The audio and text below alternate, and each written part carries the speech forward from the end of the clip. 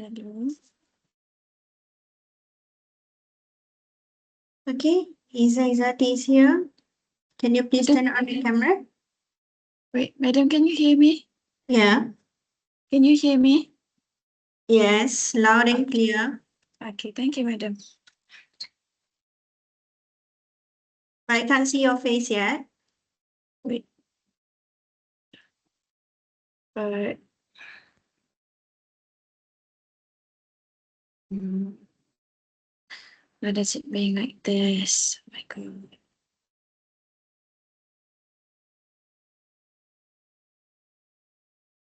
Can you see me yet, madam? Wait. Wait, already. No, unfortunately, I can't see you yet. What about the rest? It say your camera isn't working. Wait, I changed my device. Wait, madam. You may just try to rejoin the meeting using the same device first. Okay. Sorry, madam. Right?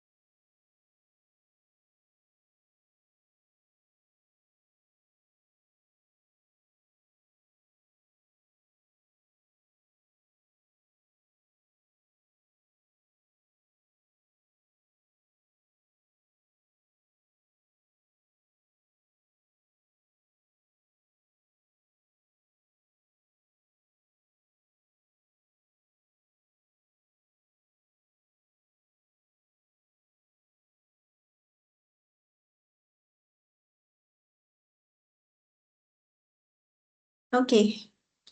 I believe you're ready, Iza. Okay, so moderator, whenever you're ready, you may start.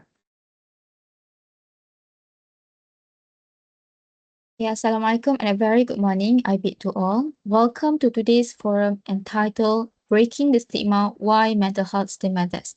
I am Nur Amira Maisara and I am honored to serve as the moderator for today's discussion. So before we begin, allow me to introduce our distinguished panelists. The first panelist is Nurul Ayuzulaika, the second is Nur Amalin Alia, the third is Iza Izati, and the fourth is Wan Masturina. So thank you all for being with us today.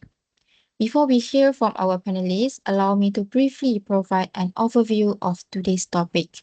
So, mental health refers to our emotional, psychological, and social well-being.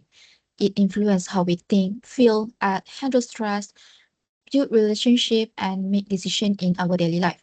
So, in recent years, discussion surrounding mental health have become increasingly common, particularly among the young people. So, despite this growing awareness, many individuals continue to struggle in silence due to stigma, misunderstanding, fear of judgment, and limited access to support. So, young people today face numerous challenges, including academic pressure, social expectation, financial concern, family responsibilities, and the influence of social media. So, this challenge can significantly affect one's mental well being if not addressed appropriately. So aligning with SDG 3, which is good health and well-being, our forum highlights a key debate, which is stigma driven by the societal attitudes or structural barriers. So research by Evans Laco shows that while awareness campaigns help, they often fail to address deeper institutional discrimination and healthcare funding gaps. Therefore, we must consider whether to focus on large-scale policy reforms or community level of education. Therefore, today's discussion is important because it allows us to better understand the barriers surrounding mental health, the challenge faced by youth, and the action we can take collectively to create a more supportive and understanding society. So, with that in mind, let us begin our discussion. First thing first, to start us off, I would like to direct my first question to panelist one. So many people are becoming more aware of mental health issues, yet stigma remains prevalent in many communities. So what are some of the most common cultural stigmas and misconceptions surrounding mental health that still exist in our society today? Thank you for the question, moderator. There are several misconceptions about mental health that is still common in our community. First, I think it's because many people still believe that people with mental health are unpredictable, violent, and dangerous. This stereotype is often influenced by movie or even social media. According to Scarf et al. In 2020, they look at a recent example, which is film Joker. In that film, Joker is portrayed as someone who have a mental health problem that commit into crime. So people who watch this will have a prejudice toward individual with mental health because they will more likely to believe that people with mental illness are dangerous and violent. But actually, people with mental illness is not violent and dangerous. Secondly, I think is about mental health is still considered as a taboo topic in many communities.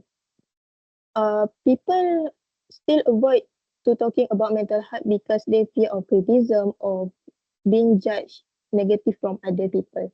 Because in some cultures, they are having people who having a mental health condition may bring a shame to the family and affect the reputation. So because of this, the individual who have a mental health will choose to hide their struggle rather than seek help. That's all for me. Thank you for that insightful perspective. So you mentioned earlier that many individuals still fear being judged when discussing their mental health struggle. So in your opinion, why do these misconceptions continue to persist despite increased awareness campaign and public discussion? Thank you. Yes, although mental health awareness has increased in recent years by awareness campaign, but misconceptions still exist in for several reasons. First, I think because media continue to influence public perception, which is like movie, television, or social media often portray people with mental health condition are dangerous. So they can create fear exist can create fear and strengthen existing stereotype. For example, like I said before this, the Joker is portrayed um, is a mental health person that portray as people who commit to violence. So it can lead people to wrongly associate mental illness with danger. That's all. Thank you, panelist one. So now I would like to invite the other panelists to briefly share their thought. So do any of you agree with the point raised by the panelist one, or perhaps have a different perspective regarding the role of stigma in mental health? I would like to ask that question. I agree with panelist one that cultural stigma and misconceptions continue to contribute to mental health issues because in many communities, mental health challenges are still seen as a sign of weakness, causing individuals to feel ashamed or afraid of being judged if they speak openly about their struggles. These misconceptions can discourage people from seeking help, and may worsen their condition over the time. As a result, many individuals choose to suffer in silence instead of accessing the support they need. Therefore, reducing stigma through education and open conversation is essential.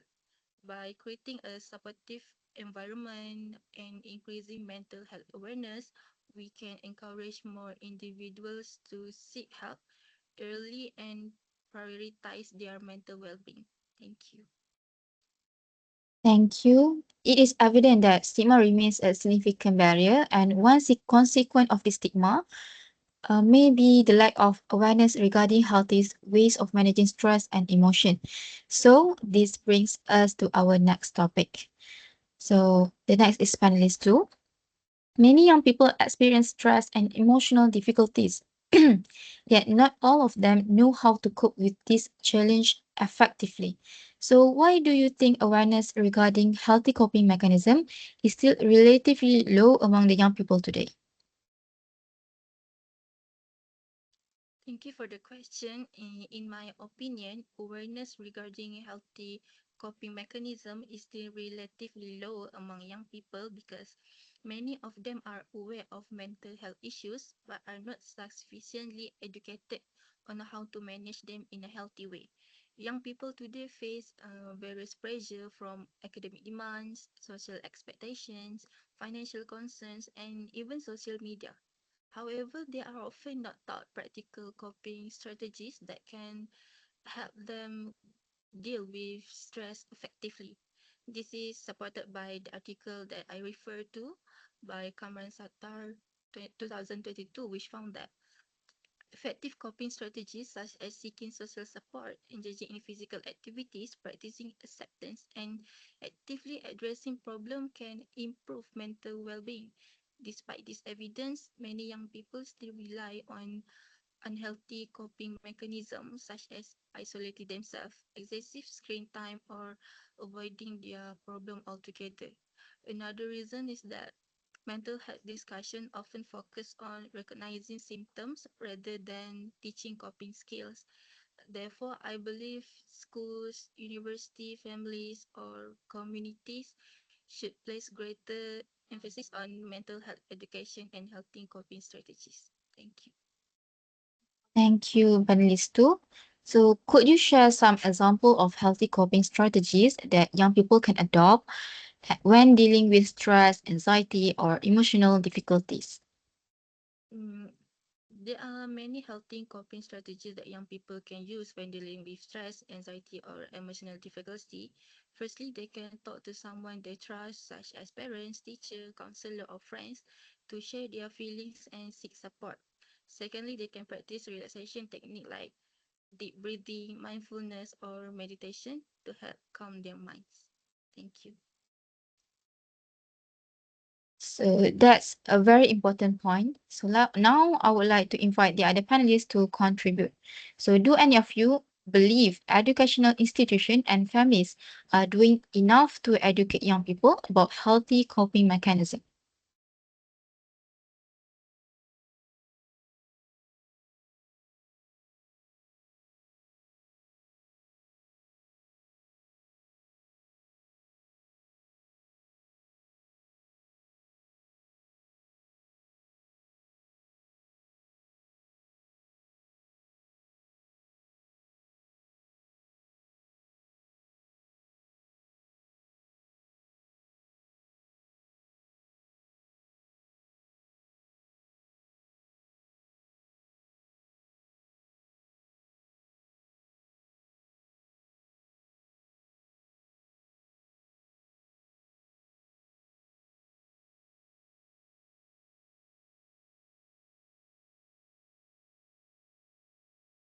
I'm sorry, madam. Looks like he's having Wi-Fi problem.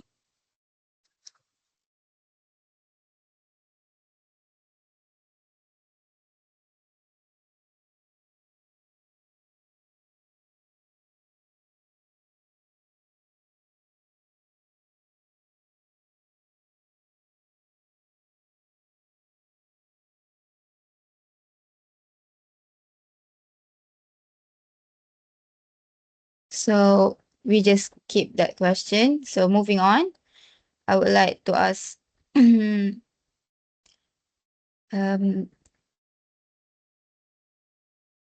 for panelist 3.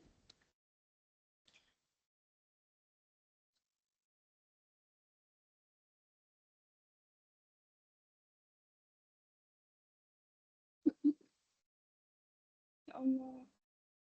Can you hear me, madam? I'm so sorry. My devices was hot. The temperature was increasing. I'm so sorry.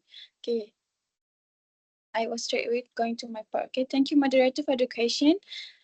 I believe schools and families are making progress, but their efforts are still insufficient. While many institutions provide counseling services and awareness programs, mental health discussions are not always consistent or openly encouraged. The World Health Organization emphasized in their article entitled Mental Health for young people that supportive relationship and early intervention are essential for mental well-being. Therefore, schools and families should work together to promote open communication, emotional support, and mental health education so that young people feel safe seeking help when needed. Thank you. So thank you for that valuable insight. So while healthy coping mechanisms are important, we must also understand the actual challenge that young people face in their daily life. So moving on, panelist 3. Young people today are often exposed to various pressures and expectations. So in your opinion, what are some of the most significant mental health challenges faced by youth today? Thank you, moderator, for the question. In my opinion, some of the most significant mental health challenges faced by young people today include academic pressure, social media influence, family expectation, financial concerns, and uncertainty about the future.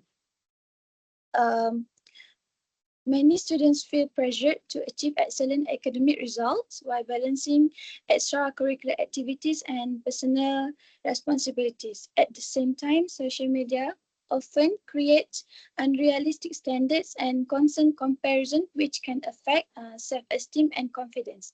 In addition, some young people struggle with families' expectation and concerns about their future careers, especially in today's competitive environment. When these pressures accumulate without proper support, they can contribute to stress, anxiety, burnout, and other mental health difficulties. So Therefore, you it sorry. Therefore, it is important for young people to have access to supportive environments where they feel comfortable and safe discussing about their mental health condition. Thank you. Thank you. So you have mentioned several important challenges. So among the factors such as academic pressure, social media influence, family expectation, and uncertainty about their future, which do you think has the greatest impact on young people's mental well-being? From my perspective, while all of these factors are important, I believe social media influence has one of the greatest impacts on young people's mental health and well-being today. Young people nowadays spend a significant amount of time online where they are constantly exposed to carefully curated images and lifestyles. This can lead to unhealthy comparisons and the pressure to meet unrealistic expectations. Furthermore, social media sometimes expose individuals to cyberbullying, negative comments, or the fear of missing out, commonly known as FOMO. These experiences can affect self-esteem and increase stress and anxiety levels. However, it is also important to recognize that social media itself it is not entirely negative. When used responsibly, it can provide support, information resources, and social network, educational resources, and mental health awareness for the society. The key is maintaining a healthy balance and using social media in a mindful way. Thank you. Thank you. So having discussed the challenge faced by young people, let us know now focus on solution and what can be done moving forward. So panelist 4, throughout today's discussion, we have explored stigma, awareness, and the challenge faced by youth. So, in your opinion, what practical step can individuals, families, educational institutions, and society to take break the stigma surrounding mental health?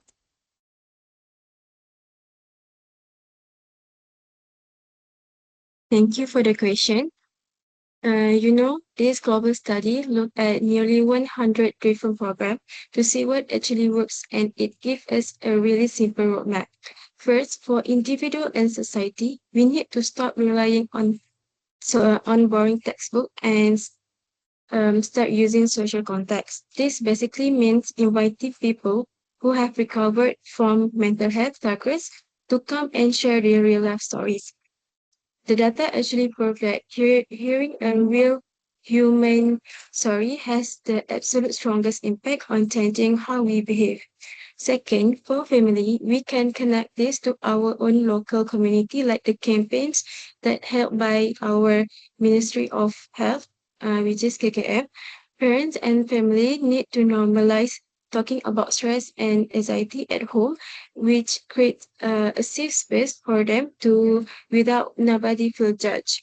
And finally, for school and universities, the data shows that short interactive program under 4 hours work the best. Don't just put a video and walk away. School need to combine these real talks with practical coping skills like simple breathing practices, practice or exercise, so students can actually participate and speak up openly. Thank you. So thank you. So the next question is if there is one initiative or change that you believe will have the greatest impact on improving mental health awareness among the young people, what will it be? If I could choose one initiative, it would be to make interactive mental health storytelling and stress management workshop compulsory every semester. The study found out that one-off awareness events fades quickly, but regular sessions keep the conversation going and provide continuous support. This creates a lasting culture of mental health awareness and aligns with the United Nations goals of good health and well-being. Thank you. So, ladies and gentlemen, as we conclude today's forum, we have learned that mental health remains a critical issue that deserves our continued attention. So, we have discussed the impact of stigma and misconception, the importance of healthy coping mechanism, the challenge faced by the young people, and the collective effort needed to create a more supportive and understanding environment. So, in summary, achieving SDG 3 requires a balanced approach. So, we cannot reduce stigma through individual awareness alone, but we have also address systematic funding gaps and institutional barriers. So the true progress happens when policy reform work alongside the community education. Most importantly, we have been reminded that seeking help is not a sign of weakness, but rather a sign of strength and self-awareness. So I would like to extend our sincere appreciation to all our distinguished panelists for sharing their knowledge, experience, and valuable insight. With that, I conclude today's forum. Thank you all and have a pleasant day ahead. Okay, Thank you, thank you. moderator. All right, thank you, Group 3, for the panel discussion. I believe we have come to the end of our session today. After this, please upload the recording to YouTube, okay, and submit the YouTube link to UKM Folio. All right, that's all. Assalamualaikum. Thank you, Salam. madam. Thank you, madam. Sorry for the many interruptions. Weh. Sorry, dia aku memang aku skip soalan. Zah, Memang ngau-ngau. balik bongok Umi Zah. Tak ada aku. Weh, ya Allah, mu tahu tak? Dah stop recording belum? Pak aku tu. Start Tanya Zah, aku ni dah ada depan aku.